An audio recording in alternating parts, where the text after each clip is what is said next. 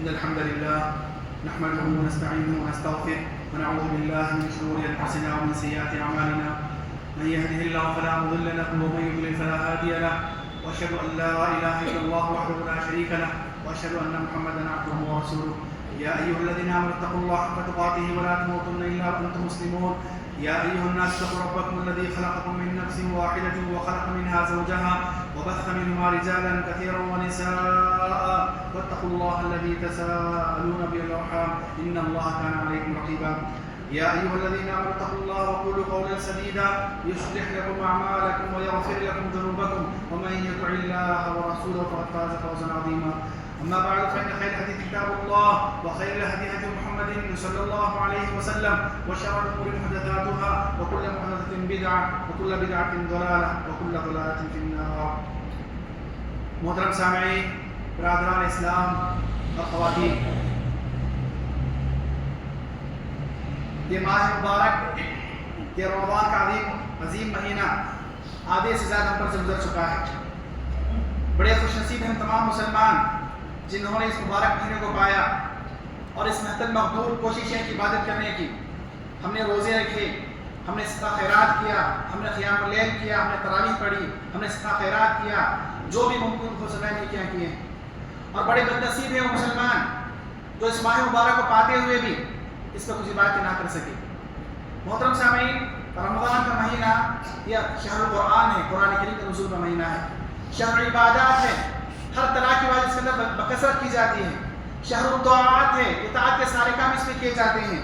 اسی طرح اس مہینے میں کثرت کا خیرات کیا جاتا ہے. اسی طرح اس مہینے کے اندر انسان ہر ممکن کوشش کرتا ہے کہ گناہوں سے بچ کر رہے. محترم سامعین، بندے مومن کے لیے ضروری ہے اپنے عمر کو غنیمت جانے، اور جو بھی نیکی کے مواسم اس کے پاس آیا کرتے ہیں، جو بھی خیر کے موسم اس کے پاس آیا کرتے ہیں، اس سے بدستور حتی المقدور استفادہ کرنے کی کوشش کیا کرے. صحیح مسلم میں تمیمۃ داری سے مشہور معروف مروی حدیث ہے. رسول اللہ نے فرمایا صلی اللہ علیہ وسلم، الدین النصیحہ، دین خیر خواہی کا نام ہے. اسی حدیث کے پیش نظر میں اپنے لیے بھی اور ہم تمام ساتھیوں کے لیے بھی کچھ نصیحتیں کرنا چاہتا ہوں. ان تمام نصیحتوں کا سب سے پہلا حقدار میں ہوں اور ہم تمام مسلمان ہیں. محترم سامعین، جیسا کہ ہم تمام مسلمان جانتے ہیں کہ ماہ رمضان کے اندر اللہ رب العالمین نے ایک مسلمان کی فطرت کے اندر عبادت کثرت کرنے کو دیا ہے. اس لیے ہم لوگ دیکھتے ہیں کہ ماہ رمضان کے اندر مسلمان بکثرت عبادتیں کیا کرتا ہے، اور اکثر مسلمانوں کی اکثریت بھی وہ گناہوں سے دور رہنے کی کوشش کیا کرتی ہے. تو اس اللہ تعالیٰ کی طرف سے دیے ہوئے اس مبارک موقع کو ہم غنیمت جانیں. حتی المقدور، ممکنہ حد تک، جہاں تک ہو سکے جس طرح کی نیکیاں کر سکتے ہیں کر لیا کریں.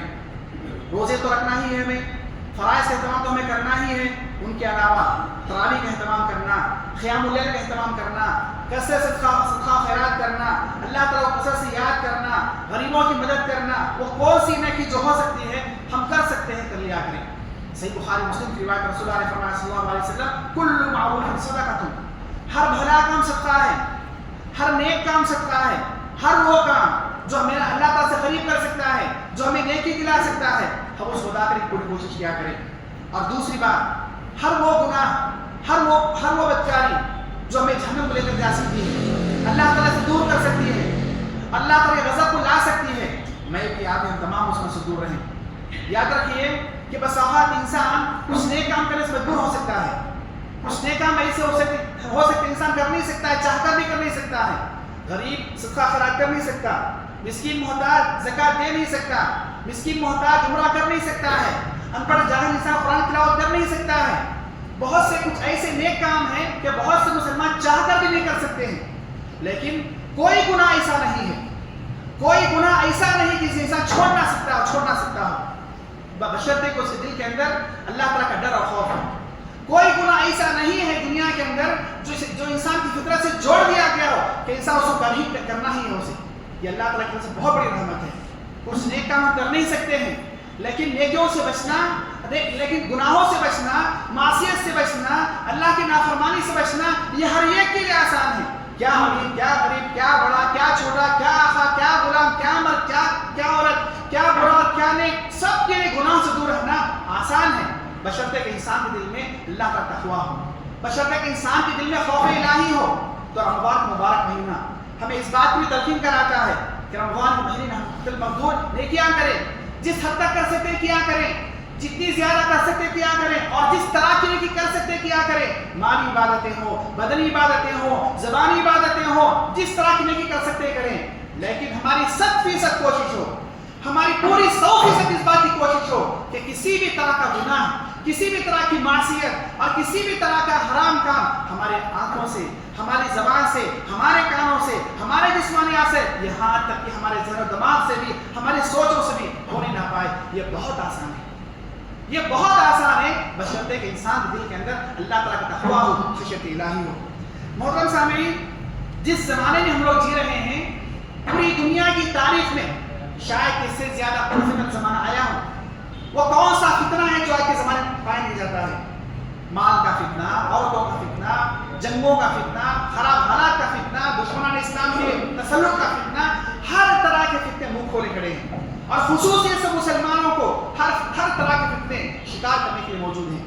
ان حالات میں امت مسلمہ کے لیے بحیثیت مجموعی اور انسان کے لیے بحیثیت فرد انفرادی اگر کوئی راہ فرار ہے، فتنوں سے بھاگنے کے لیے کوئی جگہ ہے، فتنوں سے محفوظ رہنے کی اگر کوئی جگہ ہے، وہ صرف اور صرف عبادت ہے۔ انسان فتنوں کے زمانے میں بکثرت عبادتیں کیا کرے، ویسے عبادتیں کرنا اس پر ہر حال میں واجب ہے۔ دنیا کتنی پرامن ہو، حالات کتنے پرامن ہو، اس کے لیے فرائض سے اہتمام کرنا واجب ہے، گناہوں سے بچنا اس پر واجب ہے۔ لیکن جب مصیبتیں زیادہ ہو جائیں، مصیبتیں زیادہ ہو جائیں، پریشانیاں زیادہ ہو جائیں، دشمنان اسلام کا تسلط زیادہ ہو جائے، ایسے موقعوں پر ان حالات میں اللہ سے لو لگانا، اللہ کا رجوع ہونا، کثرت سے عبادت کرنا یہاں پر اور ضروری ہو جایا کرتا ہے۔ صحیح مسلم میں معقل بن نساء کی روایت، رسول اللہ نے فرمایا صلی اللہ علیہ وسلم، العبادۃ فی الحرج کہجرۃ الیہ، فتنوں کے زمانے میں، فسادات کے زمانے میں، مصائب اور پریشانیوں کے زمانے میں زیادہ عبادت کرنا میرے پاس ہجرت کر کے آنے کے برابر ثواب ہے، اور ہم جانتے ہیں کہ ہجرت کا ثواب بہت بڑا ہوا کرتا ہے۔ تو ایسے زمانے کے اندر، ان حالات میں، فتنوں کے زمانے میں ہمیں کثرت سے عبادت کرنا چاہیے۔ ہم جانتے ہیں کہ ملک کے حالات کیا ہیں، ہم جانتے ہیں کہ عالمی حالات کیا ہیں، مسلمانوں کے ساتھ کیا کیا ہو رہا ہے، مسلم ممالک کے ساتھ کیا کیا ہو رہا ہے۔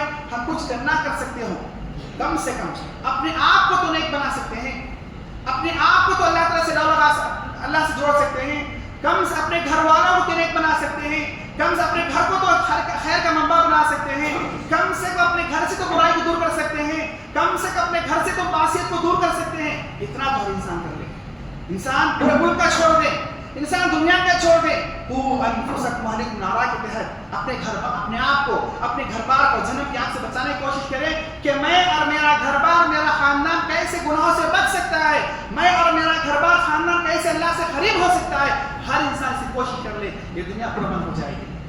تو ان فطروں کے زمانے میں ہم تمام کثرت سے عبادت کیا کریں۔ یہ ماہ مبارک، یہ رمضان کا مہینہ ہمیں عبادت کا عادی بناتا ہے، ہمیں نمازوں کا عادی بناتا ہے، روزوں کا عادی بنایا کرتا ہے، نیک کاموں کا عادی بنایا کرتا ہے۔ یہ ماہ مبارک ہمیں گناہوں سے دور رہنے کا عادی بنایا کرتا ہے۔ اس لیے مسلمانوں کی اکثریت اللہ کی فضل سے رمضان کے مہینے میں وہ ٹی وی سے دور رہتی ہے، فلم ٹی وی سے دور رہتی ہے، گانے بجانے سے دور رہتی ہے، جھوٹ اور جو ہے غیبت سے دور رہا کرتی ہے، گالی گلوچ سے دور رہا کرتی ہے۔ اللہ رب العالمین ہر 11 مہینے کے بعد اس ماہ مبارک کو بھیج کر کے ہمیں تربیت دے رہا ہے، ہمیں ٹرین کر رہا ہے کہ ہمارے بقیہ 11 ماہ بھی اسی طرح کے ہونے چاہیے۔ یہ مبارک مہینہ جو آیا ہے، ہماری زندگی میں تبدیلی آنی چاہیے، انقلاب آنا چاہیے، تبھی جا کر ہم اور تمام مسلمان اس دنیا کے اندر سکون سے گزار سکتے ہیں۔ محترم سامعین، یہ ماہ مبارک یہ مغفرت کا مہینہ ہے، کثرت سے مغفرت کی جاتی ہے۔ یاد رکھیے، ایک صحیح حدیث آتی ہے، مسند احمد کے اندر یہ حدیث موجود ہے، طبرانی کے اندر موجود ہے، بہقی کے اندر موجود ہے، شیخ البانی رحمہ اللہ نے صحیح الجامع کے اندر حدیث نمبر 270 کے اندر 270 میں صحیح قرار دیا ہے۔ رسول اللہ صلی اللہ علیہ وسلم، ان للہ عند كل فطر وتقى من النار وذلك في كل ليلة۔ اللہ رب العالمین ہر دن افطاری کے موقع پر اپنے بندوں کو آزاد کیا کرتے ہیں۔ اللہ تعالیٰ ہر دن افطاری کے موقع پر بندوں کے ایک تعداد کو آزاد کیا کرتے ہیں، اور ایک دن دو دن کی بات نہیں ہے۔ وذلك في كل ليلة، یہ ہر دن ہوا کرتا ہے، رمضان میں ہر رات ہوا کرتا ہے۔ محترم سامعین، ہم مسلمان روزے دار ہر دن روزہ رکھتے ہیں اور ہر دن افطاری کیا کرتے ہیں۔ اور افطاری کا وقت مسلمان کے لیے روزدار کے لیے بڑا ہی اہم ہوا کرتا ہے. اسے اللہ تعالیٰ سے کئی طرح کی امیدیں ہوا کرتی ہیں. وہ جہاں دن بھر کی بھوک پیاس مٹانے کی کوشش کرتا ہے وہیں پر اپنے روزے پورے کی دعائیں بھی کرتا ہے. ایسے موقع پر جو ہے ہم اللہ تعالیٰ سے دعا کیا کریں, کثرت سے دعا کیا کریں کہ ہمارا شمار جو ہے جہنم سے آزاد کردہ لوگوں میں ہو جائے, جہنم سے آزادی ہمیں مل جائے. اور سب سے بڑی کامیابی اگر کسی انسان کے لیے ہے اس کا جنت میں داخلہ ہو جائے اور جہنم سے اسے آزادی مل جائے, اس سے بڑی کامیابی کوئی نہیں ہو سکتی. اللہ رب العالمین نے فرمایا فمن زحزح عن النار وادخل الجنة فقد فاز. یہ ماہ مبارک میں ممکن ہے. یہ خصوصیت, یہ فضیلت اور اتنی بڑی نعمت, یہ اتنی بڑی غنیمت اللہ رب العالمین نے ماہ مبارک میں رکھی ہے جس میں ہم لوگ باحیات ہیں. آج ہم لوگ باحیات ہیں, پتہ نہیں اگلے سال تک کس کو پتا. اس موقع کو غنیمت جانتے ہوئے میں بھی, آپ بھی اور ہمارے گھر والے بھی اور ممکن حد تک سارے مسلمان بھی اس خوش نصیبی کو, اس غنیمت کو حاصل کوشش کیا کریں کہ ہمارا شمار جہنم سے آزاد کردہ لوگوں میں ہو جائے. پھر اسی طرح محترم سامعین, وہ مسلمان جو اس ماہ مبارک کو پا کر بھی اس کی مغفرت نہ ہو جائے, اسے جہنم سے آزاد نہ کیا جائے, وہ بڑا بدنصیب انسان ہے, وہ بڑا ہی بدنصیب انسان ہے. طبرانی کی روایت آتی ہے نبی کریم صلی اللہ علیہ وسلم منبر پر چڑھے اور آپ نے 3 مرتبہ آمین کہا. صحابہ پوچھا اللہ کے نبی صلی اللہ علیہ وسلم کیا بات ہے, آپ نے 3 مرتبہ آمین کہا. آپ نے اس میں ایک بات کی, فرمائی کہ جو ہے جبریل میرے پاس آیا, کہا یا محمد من ادرک شہر رمضان فلم یغفر له. کہا کہ جو مسلمان رمضان کا مہینہ پائے اور جو ہے اس کی مغفرت نہ کی جائے, اس کی مغفرت نہ ہو, وہ برباد انسان ہے, وہ تباہ و برباد ہو جائے, وہ برباد ہو جائے. وہ انسان جو رمضان کا مہینہ پا کر بھی اس کی مغفرت نہ کی گئی ہو وہ برباد ہو جائے. پھر جبریل نے کہا قل آمین, اے محمد آمین کہیے آپ. تو جبریل کے کہنے پر رسول نے فرمایا آمین. تو یاد رکھیں محترم صاحب, یہ مبارک مہینہ ہمارے پاس آئے, ہم جو ہے اس کو یوں ہی گزار دیں, ہلکے میں لے لیں, عام دنوں کی طرح اس کو گزار دیں, عبادات میں ہمارا کچھ حصہ نہ ہو, فرائض میں ہمارا حصہ نہ ہو, ذکر و اذکار میں ہمارا حصہ نہ ہو, تلاوت قرآن میں ہمارا حصہ نہ ہو, اور گناہ میں ہم لوگ بدستور جاری ہیں, ہماری زبان سے جھوٹ بھی نکل رہا ہے, گناہ بدستور ملوث ہے. اس سے بڑی بدنصیبی اور کچھ ہو نہیں سکتی کہ رمضان مبارک مہینہ آیا ہے اور ہماری مغفرت نہیں ہوئی ہے. تو اس ماہ مبارک میں بھی آپ پوری کوشش کریں کہ ہمارا شمار جہنم سے آزاد کردہ لوگوں ہو جائے. محترم سامعین, یہ روزے یہ صرف بھوک اور پیاس کا معنی نہیں ہے. یہ روزے یہ ہماری ذہنیت, ہماری سوچ, ہمارے دماغ, ہمارے جسمانی اعضاء تمام کی تربیت کا نام ہے. ماہ مبارک, اس ماہ مبارک میں ہمارے خیالات, ہماری سوچ, ہماری ذہنیت, ہماری مینٹالٹی, ہمارے ارادے, ہماری نیتیں اور ہمارے جسمانی اعضاء یہ تمام کے تمام روزے سے ہوں, روزہ رکھیں. مصنف ابن شیبہ کے اندر ایک حسن درجے کی حدیث آتی ہے, وہ صحابی کے قول ہے, جابر رضی اللہ عنہ فرماتے ہیں, مشہور معروف صحابی ہیں, وہ فرمایا کرتے تھے اذا صمت فلیصم معک لسانک وسمعک وبصرک. جب تم روزہ رکھو تو تمہارے ساتھ تمہاری زبان, تمہاری آنکھیں اور جو ہے تمہارے کان یہ بھی روزہ رکھیں. ہمارے جسمانی اعضاء بھی روزے سے ہو, یعنی وہ بھی گناہوں سے بچ جائیں. پھر فرمایا کہ جو مل کر اس گناہوں سے جو ہے اور جھوٹ سے, گناہوں سے یہ بھی روزہ رکھیں. خدا عدل خادم, آپ کسی کو تکلیف مت دو, حالت روزہ میں تم جو ہے کسی کو تکلیف مت دو.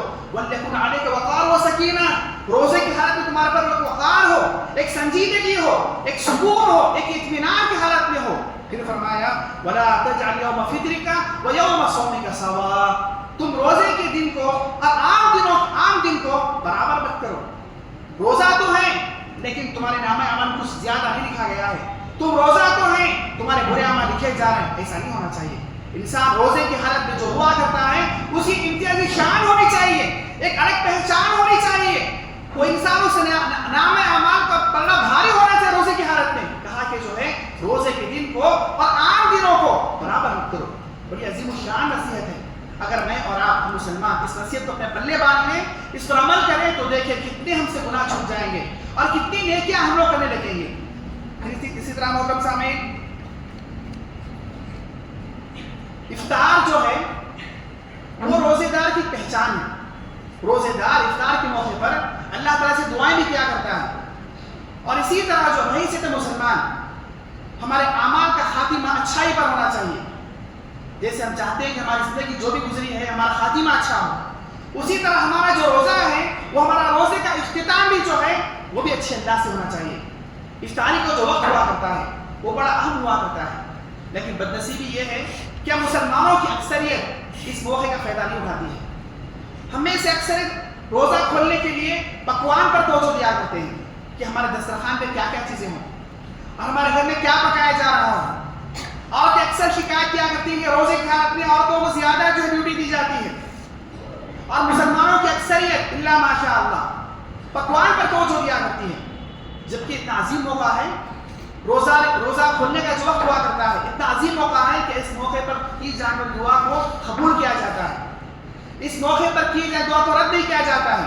چنانچہ حدیث آتی ہے, مسلم احمد کی حدیث ہے اور شیخ شعبہ انور اور کی ٹیم نے اس کو جو ہے صحیح قرار دیا ہے. رسول اللہ نے فرمایا صلی اللہ علیہ وسلم ثلاث لا ترد, ثلاث دعوات لا ترد, 3 دعائیں ایسی ہیں, یہ 3 لوگوں کی دعائیں ایسی ہیں جو رد نہیں کی جاتی ہیں, یعنی قبول کر لی جاتی ہیں, وہ کسی بھی حال میں رد نہیں کی جاتی ہیں. الامام العادل, ایک انصاف پسند بادشاہ, انصاف پسند حاکم جو اپنی رعایا کے لیے دعا کرتا ہے اس کو قبول کیا جاتا ہے.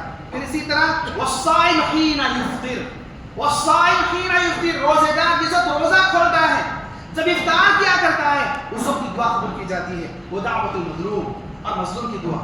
یہ 3 افراد ایسے لوگ ہیں, امام عادل, روزے دار افطار کرتے وقت اور مظلوم کی دعا. یہ 3 دعائیں ایسی ہیں جو قبول کی جاتی ہیں.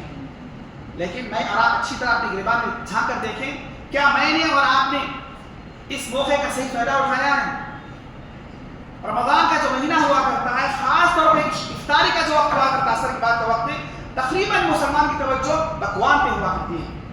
مسلمان میلے لگائے ہوتے دکانوں کے, افطاری کرنا ضروری ہے اور کھانا پینا بھی ضروری ہے, لیکن ہماری پوری توجہ پکوان پہ ہو جائے, انواع و اقسام کے فروٹس پہ ہو جائیں, انواع و اقسام کے پکوان پہ ہو جائیں, اس پر تبصرے ہونے لگے اور پسندیدہ چیزوں کو حاصل کرنے کے دور دراز جانے لگے اور اپنی پسند کی چیز دسترخوان نہ ہونے پر انسان ناراض ہونے لگے, بس آخر بچوں بھی بگڑنے لگے, یہ بہت بری بات ہے. عورتوں پر بگڑنے لگے, یہ بہت بری بات ہے, یہ بہت بری بات ہے. اکثر یہی ہو رہا ہے. اور غیر مسلموں کے نزدیک یہ ذہن میں ان کے بیٹھ گیا ہے کہ رمضان کا جو مہینہ ہوتا ہے وہ کھانے پینے کا مہینہ ہوتا ہے, کپڑوں کی خریداری کا مہینہ ہوتا ہے, کیونکہ مسلمان کو اسی حالت میں دیکھتے ہیں. غیر مسلم دیکھتے ہیں کہ مسلمان رمضان کے مہینے میں خوب کھاتے ہیں, دکانیں خوب لگائی جاتی ہیں, بازار میں خوب سجتے ہیں, انواع و اقسام کے پکوان آتے ہیں مارکیٹ میں, ہر سال کچھ نہ کچھ نیا آیا کرتا ہے, اور مسلمان صرف کپڑوں کی خریداری, جوتے چپلوں کی خریداری میں لگا کرتے ہیں. تو رمضان کا مہینہ وہ یا مسلمانوں کے کھانے پینے کا مہینہ ہے, کپڑوں کی خریداری کا مہینہ ہے. یہ بات اکثر غیر مسلم ذہن و دماغ کے اندر یہ تصور بیٹھ گیا ہے, یہ ہمارے اعمال کی وجہ سے, یہ ہمارے کرتوتوں کی وجہ سے, یہ ہمارے کیے ہوئے کاموں کی وجہ سے. اے کاش مسلمان ماہ مبارک میں عبادت بکثرت کرتے اور عبادتوں کو حکم دیا کرتے, نیک کام بکثرت کرتے, نیک کام کو حکم دیا کرتے, گناہوں سے خود بھی دور رہتے اور گناہوں سے لوگوں کو بھی دور رکھا کرتے, حکم دیا کرتے گناہوں سے دور رہنے کا, تو معاشرہ الگ ہوتا. غیر مسلموں کے پاس ایک اچھی سوچ جاتی, ایک اچھا تصور جاتا, اسلام سے متعلق, مسلمانوں سے متعلق, رمضان سے متعلق غیر مسلموں کا ایک اچھا تصور جاتا. لیکن ایسا نہیں ہو رہا ہے. اکثر مخالفت پر ایسا, میں نے کہا کہ پوری جگہ ایسا نہیں ہو رہا, اکثر مخالفت پر ایسا نہیں ہو رہا ہے. تو یہ نہیں ہونا چاہیے. تو محترم سامعین, اس ماہ مبارک میں اور آپ پوری کوشش کریں کہ عبادت زیادہ سے زیادہ ہو. پھر اسی طرح محترم سامعین, ایک ایسی اہم عبادت ہے جسے مسلمانوں کی اکثریت اس ماہ مبارک میں ادا کیا کرتی ہیں, وہ ہے زکوٰۃ. اگرچہ کہ زکوٰۃ کا تعلق رمضان سے نہیں ہے, کسی بھی انسان کے پاس زکوٰۃ کا مال نصاب کو پہنچ جائے اور اس پر ایک سال گزر جائے, بھلے وہ شوال میں ہو یا ذیقعد میں ہو یا جو ربیع الاول میں ہو, ایک سال ہونے پر اس کو زکوٰۃ ہے. لیکن مسلمانوں کی اکثریت رمضان کے حساب کر کے جو زکوٰۃ نکالتی ہے. تو سب سے پہلے ہمارا یہ ایمان ہے, یہ ہمارا عقیدہ ہے کہ زکوٰۃ اسلام کے فرائض میں سے ہے, بنیادی ارکان میں سے ہے, اور صاحب نصاب ہونے کے باوجود, زکوٰۃ والا ہونے کے باوجود زکوٰۃ نہیں دینا یہ بہت بڑے گناہ کا پیش خدمت ہے, بہت بڑی وعید ہے قرآن اور حدیث میں. ہمارے پاس وقت یہ بیان کرنے کے لیے, اور ہم لوگ جانتے بھی ہیں, اس کے باوجود مسلمانوں کی اکثریت زکوٰۃ دینے سے غافل ہے. اگر ہم زکوٰۃ سے متعلق مسلمانوں کے جو اعمال کو دیکھیں تو ہمیں بہت سی غلطیاں نظر آتی ہیں. ان میں 3 بڑی غلطیاں ہمیں واضح نظر آتی ہیں زکوٰۃ سے متعلق. سب سے پہلی, مسلمانوں کی اکثریت صاحب نصاب ہونے کے باوجود, زکات والا ہونے کے باوجود, زکات دینے کے اہل ہونے کے باوجود زکات ادا نہیں کرتے ہیں. اچھا, ایک اور سب لوگوں میں یہ بیٹھ گئی ہے, زکات وہ ادا کرے گا جو بہت بڑا مالدار ہے, خاص گھر میں رہتا ہے, اس کی بلڈنگ ہے, اس کے پاس کار ہے, خاص بزنس ہے. نہیں, ہر وہ مسلمان جو نوکری بھی کرتا ہو, وہ کرائے کے گھر میں بھی کر رہتا ہو, اس کا بینک بیلنس اتنا ہو, اسے گھر میں سونا اتنا ہو کہ 85 گرام سونا ہے یا 85 گرام سونے کے برابر اس پر پیسہ ہے, اکثر پیسہ, زائد پیسہ, ایک سال گزر چکا ہے, اس پر زکات ہے. تو اکثر مسلمانوں کی یہ سوچ بن گئی ہے زکات ہم پر فرض نہیں ہے, زکات تو بڑے بڑے لوگوں کا فرض ہے. تو مسلمانوں کی اکثر زکات ادا کرتی ہے.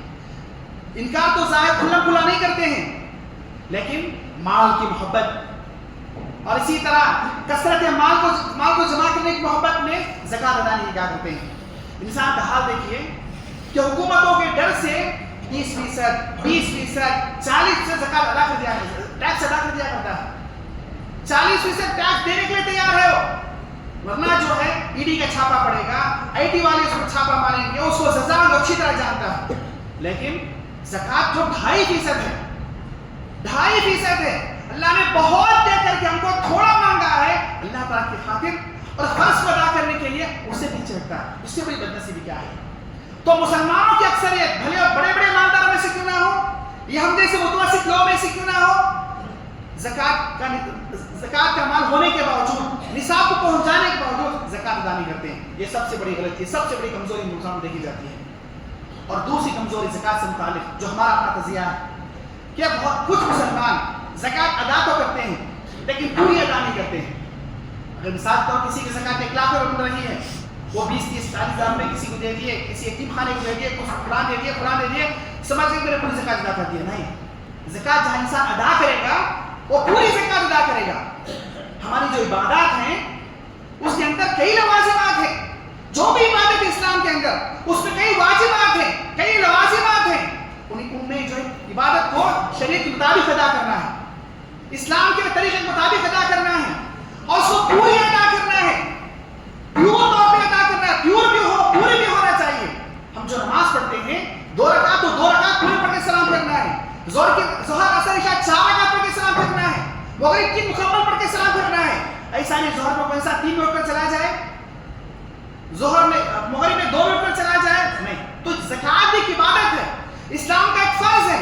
اس کو جب ادا کرے گا مسلمان تو پورا حساب و کتاب کرنے کے بعد جتنا ہو رہا ہے پورے کا پورا ادا کرے گا. ایسا نہیں کہ تھوڑا ادا کر کے جو پلہ جھاڑ لے اور اپنے آپ کو برات کا اظہار کرے میں نے زکات ادا کر دیا ہے. نہیں, ہم دیکھتے ہیں بہت سے مسلمانوں کی, کچھ لوگ ہمارے پاس آ کر حساب بھی لگاتے ہیں اور افسوس کا اظہار کرتے ہیں کہ میں جو ہے میری زکات اتنی بن رہی ہے لیکن میں تو بہت تھوڑا دیتا رہا ہوں.